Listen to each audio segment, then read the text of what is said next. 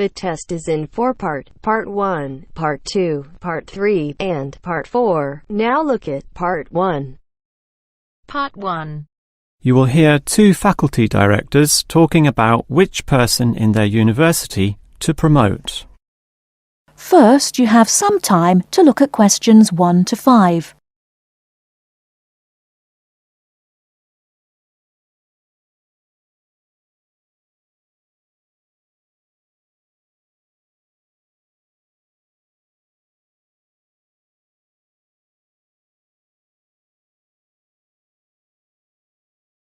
OK, we've got to decide who to promote to leading education officer. Someone from the arts faculty, I suppose. Well, it can be from any faculty, since the position requires more general skills. Handling personnel, settling disputes and motivating them to focus on the task. It was the last position which involved computer knowledge, not this one. Surely computer knowledge would help. So too would knowledge in the arts. Sure, it would help, but the key criterion is being able to direct the staff appropriately. So it doesn't matter then from which faculty we select our candidates? Not really, but I've already looked at those from computing and rejected them all. Why? They're all too new, lacking in sufficient experience, whereas these ones from the business faculty are long-timers, so we'll take someone from there. I suppose you're right. The arts faculty doesn't present much in the way of suitable candidates either. But we'll still have to train the person, teach the ropes, as they say, and he or she will have to expect to do overtime as needed. Of course, it can get so busy that if we were open on the weekend, they'd have to work then as well. Just as well we're a Monday to Friday university, right? Right. But are you sure these people will actually want the job? The salary isn't such an improvement on their current ones. I know, but there are benefits. You get overtime rates, a nice place to put your car, as well as additional petrol money if you drive for company purposes, which they'll probably be required to do. But those benefits are quite limited, especially given all the work and responsibility involved. People often don't like that. They prefer the creative freedom of less senior teaching positions. Yeah, I know. But these candidates should realise that if they do this job well, there'll be more promotions down the line. You know how everyone likes having their own office, right? Sure. Well, that would come after a few years, if they're prepared to work hard and grow with the university. Yes, that should attract these people. Before you hear the rest of the conversation, you have some time to look at questions 6 to 10.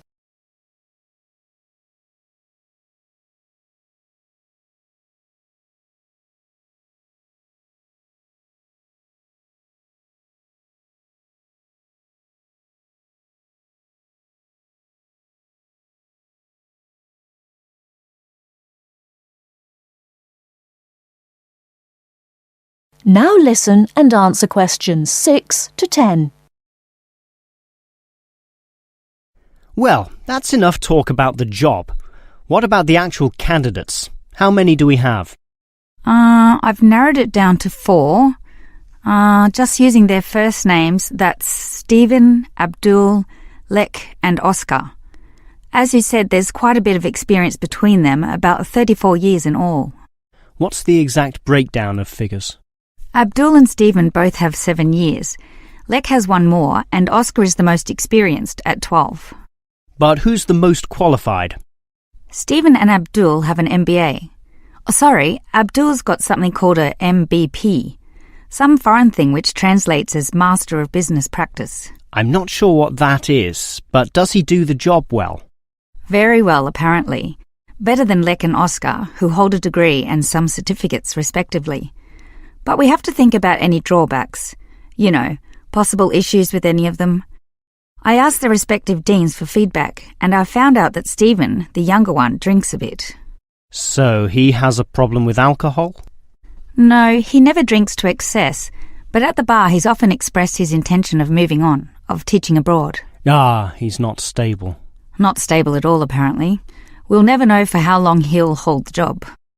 We need stable personnel, and people without family problems or sick relatives like the last guy we promoted.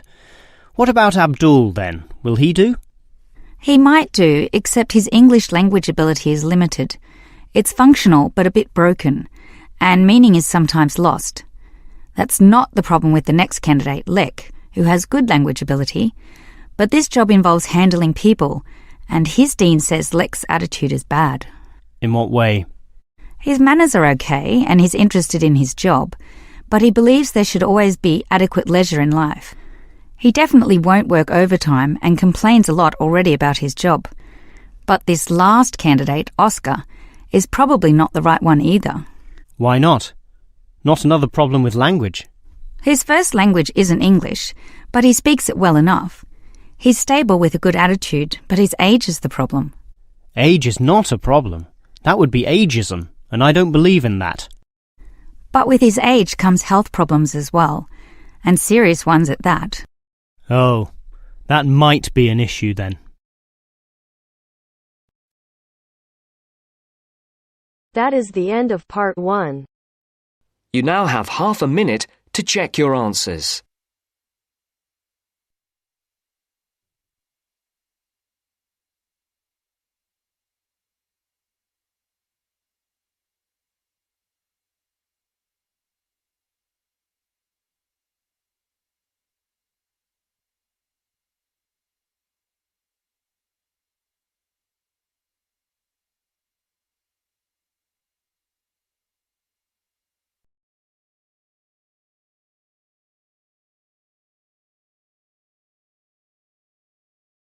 Now turns to part 2.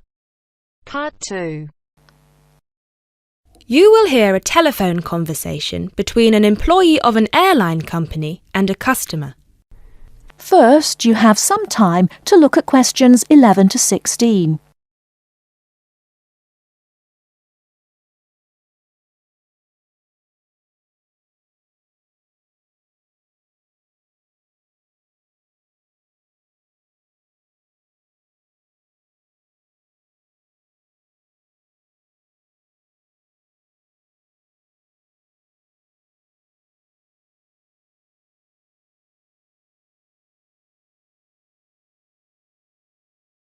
Now, listen carefully and answer questions 11 to 16.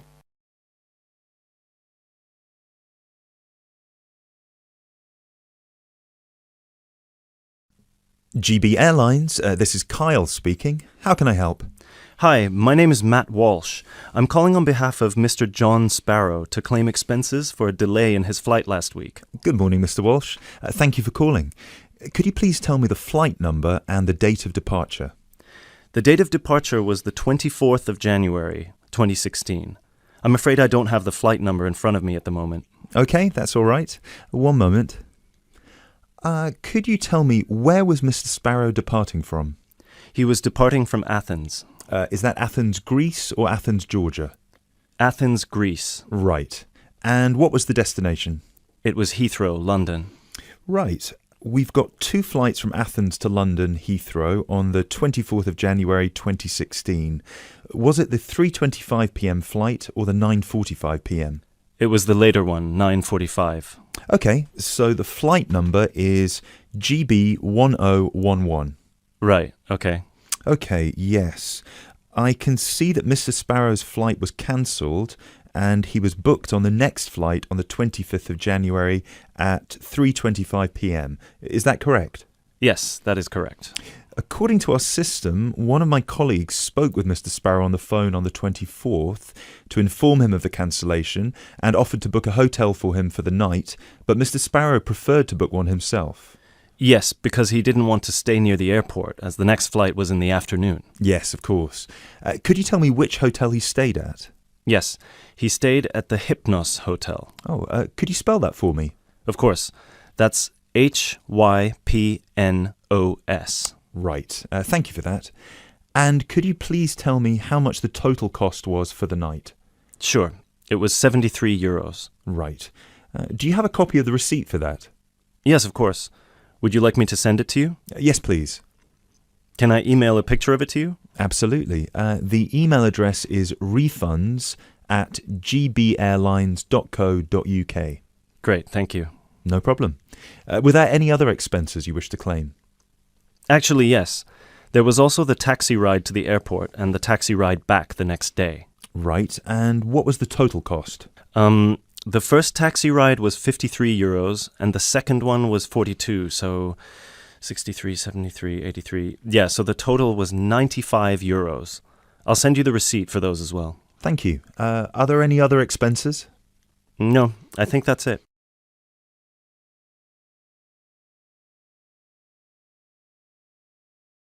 Before you hear the rest of the talk, you have some time to look at questions 17 to 20.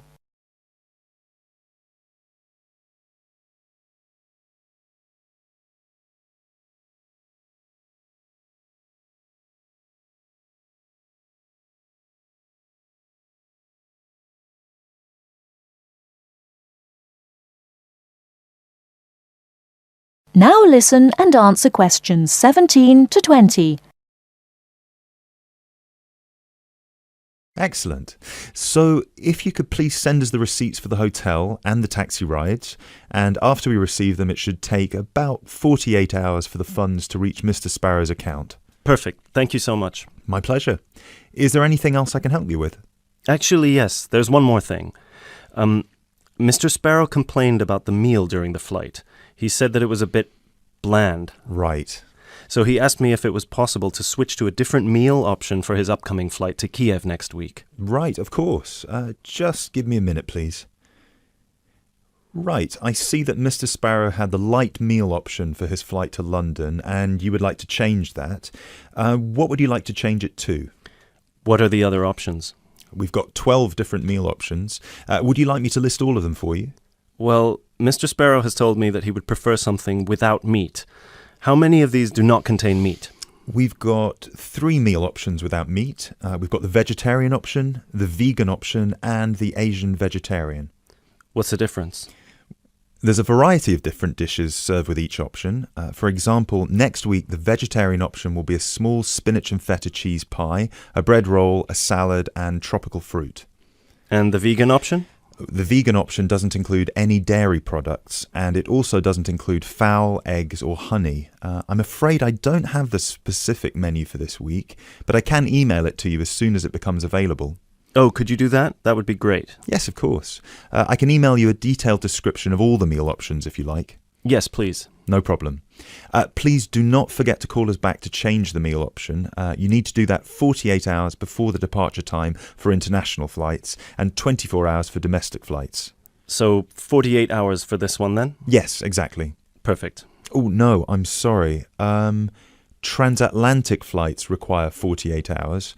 All flights within Europe require 24 hours. So in this case, you will need to call us 24 hours in advance. I apologise for that. Okay, great. So, could I please have your email address so I can send you the menus? Certainly. It's matt.walsh@sparrowlimited.com.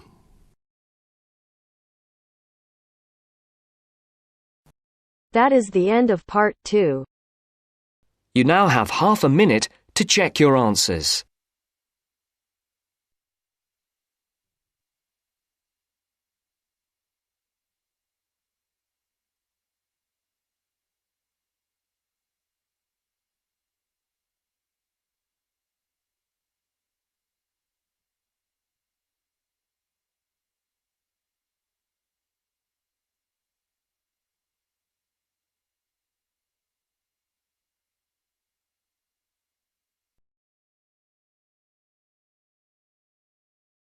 Now turns to part 3. Part 3. You will hear a lecturer discussing public parks. First, you have some time to look at questions 21 to 24.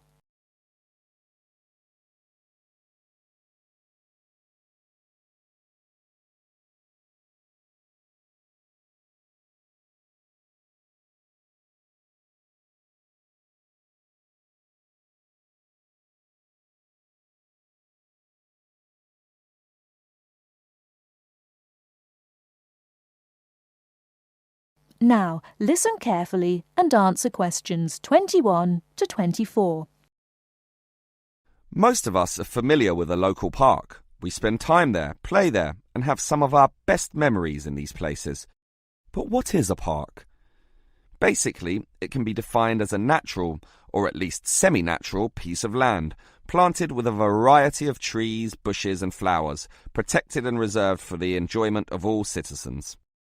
There are usually regulations about the sorts of behaviour that can take place within, and sometimes there are facilities such as children's playgrounds or fields for ball games and other sorts of activities.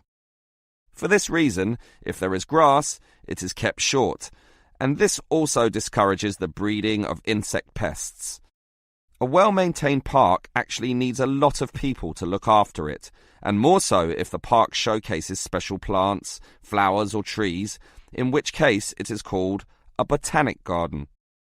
In complete contrast, if the park is big and remote enough, it is sometimes designated as a wilderness park, to be left completely alone and untouched, protected from all development in order to allow wild species, both plant and animal, to live undisturbed. But it is the urban park, the sort of park that most people are familiar with, that I want to talk about now. These preserve natural landscapes for the pleasure of the urban population, most commonly just for passive recreation. In other words, allowing people just to observe the trees and lie in the grass, and such passive recreation is certainly needed. Before you hear the rest of the talk, you have some time to look at questions 25 to 30.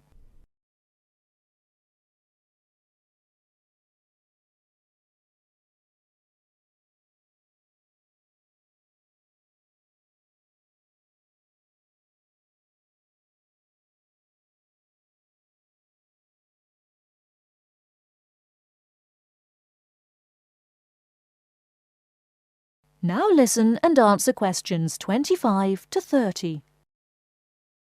Before you hear the rest of the lecture, you have some time to look at questions 35 to 40. Now listen and answer questions 35 to 40. Continuing on the subject of parks, it might surprise you to know that once there were none. 1,000 years ago, there was no need, since there were already extensive open spaces, forests and wilderness surrounding most cities and towns, for example in Europe. These dark, dank forests were large and even dangerous, full of wild animals and with the potentially fatal result of getting lost. Hence, fairy tales evolved about witches living in these areas and the wolves and bears which could threaten young children. However, with the rapidly increasing human population, the original wilderness and natural open spaces were intruded upon. Forests were cut down as population spread, and with them urban pollution and further deforestation. But it was only with the advent of the Industrial Revolution that people realized natural areas needed to be preserved to give the populace access to the sort of nature that was fast disappearing due to the uncontrolled development and demand for resources. The first park expressly designed for that purpose is usually considered to be Prince's Park in Liverpool. This was in 1841 on land donated to the public by a rich iron merchant. With such a generous donation, worth about £50,000, the council decided to invest £5,000 of its own money in making it look good. Consequently, they hired a landscape designer, Joseph Paxton, who designed twisting turning pathways among shade-giving trees, all based around a central lake. In many ways, it became the prototype for all later large parks, including the famous Central Park in New York. But if we were to pick the park that most people are familiar with, it would be the much smaller neighborhood park. These can be tiny, but by being in the midst of extensive development and dense populations, they are increasingly seen as a refuge where one can get a glimpse of true nature. Many psychologists now maintain that this glimpse is necessary, for ultimately, as a species, we have an innate affinity for nature, and the concrete urban zoo clashes with our inner being. This has seen a rejuvenation of many urban parks that were once left to decay, for example in New York or London, and indeed some cities such as Melbourne are known all over the world for their abundance of carefully maintained parks, including a world-famous botanic garden. That is the end of part 3. You now have half a minute to check your answers.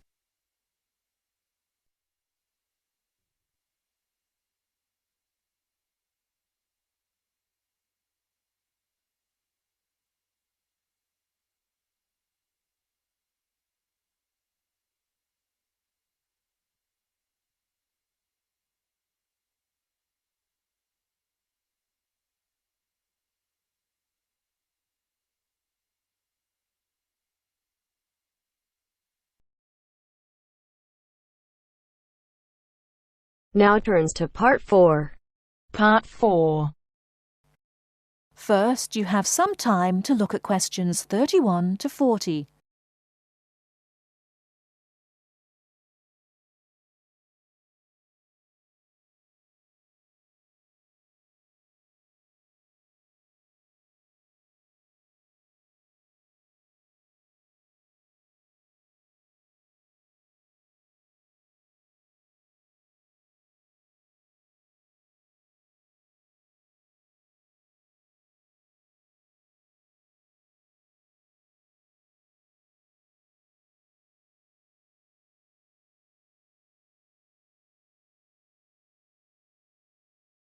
Now, listen carefully and answer questions 31 to 40. Last week, we looked at some of the features of modern houses, and today we're going to turn the clock back and look at traditional house design. I've chosen to start with Samoa, which is part of a group of Polynesian islands in the South Pacific Sea, because the influence of culture and weather on house design is quite clear there. So let's have a look at, first of all, at the overall design of a traditional Samoan house. Now, these days, houses in Samoa have become more modern and are usually rectangular. But traditional designs were round, or sometimes they were oval in shape. Here's a picture. This traditional style is still used, often for guest houses or meeting houses, and most Samoan villages have at least one of these buildings. As you can see, there are no walls, so the air circulates freely around the house. Samoa is a place that experiences high temperatures, but the open design of the house also reflects the openness of Samoan society. If the occupants want shelter, there are several blinds made of coconut leaves that can be lowered during rainy or windy weather. Or indeed, the blinds can also be pulled down if people want some privacy. The foundations of the house, that's the part beneath the floor, are raised slightly. In the past, the height was linked to the importance of the occupants, which we'll talk about another time. However, the floor of the house was usually covered with river stones. Today, we have a range of methods for balancing the temperature inside a building, but the stones on the floor of a Samoan home are ideal for cooling the building on hot days. Now, let's have a close look at the roof. This, as you can see in the picture, is dome-shaped and traditionally thatched or covered with leaves from the sugarcane. That's an established crop in Samoa. This was a job for the women, and it involved twisting the leaves and then fastening them with a thin strip of coconut leaf before fixing them to the roof in several layers. Now, the shape of the roof is important. You can see that the sides are quite steep, and that's done so that the rain falls straight to the ground without moisture going through the leaves and causing leaks or dampness inside the house. Then you'll notice how high the top of the roof is. This is a way of allowing heat to rise on sunny days and go through the thatching, thereby cooling the house. So, how does the house stay upright? Well, There are a number of evenly spaced posts inside. They encircle the interior of the building and go up to the roof and support the beams there. They're also buried, usually about 1.5 meters in the ground to keep them firm. These posts are produced using local timber from the surrounding forests.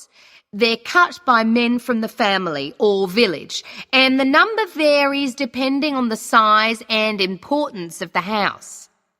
Now, these posts were a very significant part of Samoan culture and did much more than hold up the roof. When there were meetings, people sat with their back to certain posts, depending on their status in society. So there were posts for chiefs, according to their status, and posts for speakers, and so on. And ordinary people sat around the side on mats. The last area I want to look at today is the attachment of the beams and posts, what you call fixing the construction. Traditionally, no nails or screws were used anywhere in such a building. Instead, coconut fibres were braided into rope to fix the beams and posts together. The old people of the village usually made and plaited the rope. This was a lengthy process. An ordinary house used about 40,000 feet of this rope. And as you can see in this picture, the rope was pulled very tightly and wound round the beams and posts in a complex pattern. And in fact, the process of tying it to the beams so that it was tight and strong enough to keep them together is one of the great architectural achievements of Polynesia. That is the end of part 4. You now have half a minute to check your answers.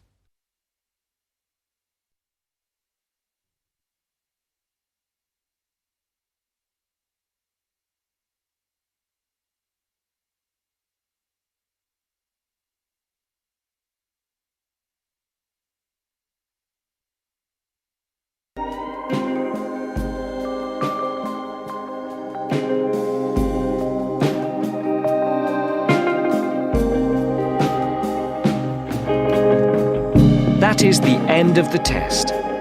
You now have 10 minutes to transfer your answers to your IELTS listening answer sheet.